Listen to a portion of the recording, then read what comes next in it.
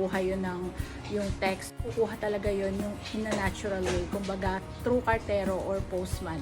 So hindi naman secret sa atin na nakaranas tayo ng mga ilang bagyo, and kasama yung aming lugar, San Mateo, Rizal, sa mga nabaha. And yung post office namin, sobrang lubog talaga to the max, hanggang bubong siya.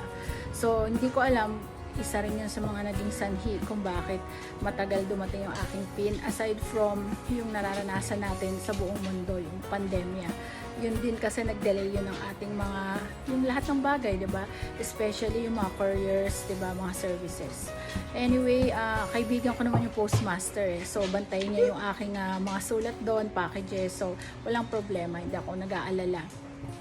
So, yun na nga, binantayan ni Mang Johnny, shoutout sa kanya, Mang Johnny, the postman, yung aking mail.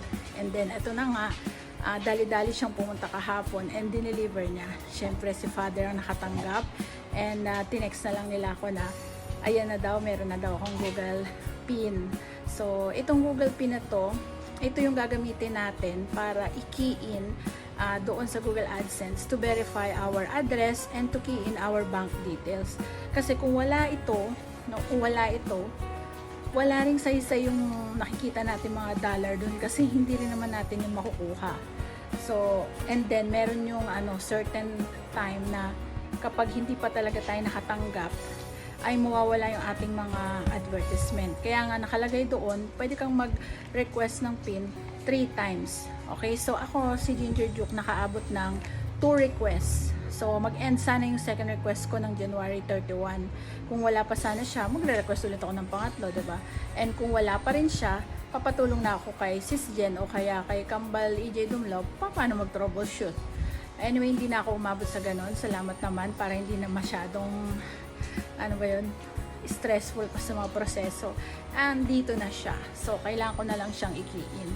Maraming salamat sa lahat ng sumuporta sa akin, no? Unang-una, syempre talaga, hindi ko talaga mawawala yan sa tuwing pasasalamat ko eh. Si Jenny Miranda, aking kababata, no? Kasi siya talaga yung nag-encourage sa akin na magbalik YT. Matanda na yung YT channel ni Ginger Juke. Kung makikita nyo sa About Us, yung mga tumitingin dyan ng About My Channel, 2008 pa siya. At hindi naman linggid sa inyong kaalaman. Sabi ko nga dun sa congratulatory video ko, na-invite na ako ni YouTube na maging monetized channel noong 2012. Kaya lang si Ginger Juke hindi naman nakita yung email. Anyway, it's not yet the time. 2020 was the time for Ginger Juke to be monetized, diba? So I believe talaga yung mga tamang panahon, malaking ko niyan, believer ako niyan. So I don't feel regretful na hindi ko nakita yung email na yun ni YouTube noong 2012. Masaya ako na nangyari to sa 2020. And bukod sa lahat, nakilala ko kayong lahat, diba? Alam niyo yan kung sino-sino kayo. Hindi ko kasi maisa-isa eh, diba? Especially, meron na akong 2,800 subscriber na yung iba kahit hindi ko nakikita, I know somehow, somewhere. Siguro, alam nila, ka-connected nila ako. And most especially, sa aking mga regular na talagang yung kakilala na nakaka-chat pa even sa Messenger, nakaka-text pa even sa normal text. So maraming salamat sa inyo kasi sobrang dami nyo, and maraming salamat kasi minahal nyo yung channel ko, and most especially minahal nyo yung si Ginger Juke, yung tao behind the Ginger Juke channel. Maraming bagay yung naiisip ko para sa channel ko kasi it's my passion. The things that I do, the things that I love, that I want to share with you. So, unti-unti ko pa yung dinedevelop, no, sa aking isipan para ma-put into vlogs and then may share sa inyo. So, maraming salamat sa inyong lahat. Actually, itong time na to is para sa inyo lang, para sa pasasalamat, diba? Hindi ko rin naman marireach yung threshold na yun kung hindi dahil sa inyo. Of course, given na noong December, birthday ko, marami akong mga personal friends na nagbigay ng kanilang gift sa akin through Palipad. So, maraming salamat. It's not everyday naman na birthday ko. So, malaking bagay din yon sa aking revenue. And maraming salamat din sa aking mga members na continuously re-renew na kanilang membership. And most of all, sa aking Luyanatics group, no, sila yung mga ginawan ko ng group na to noong time na naglalagasan pa.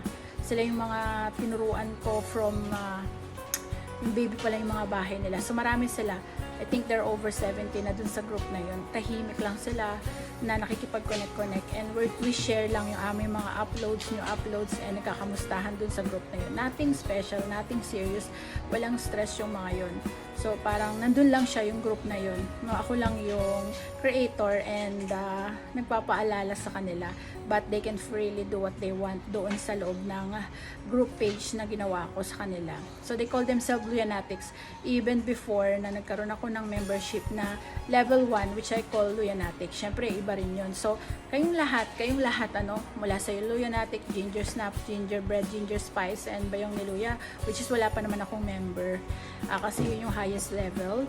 So kayong lahat ay consider kong part ng aking channel and I'm so grateful and thankful sa lahat sa inyo.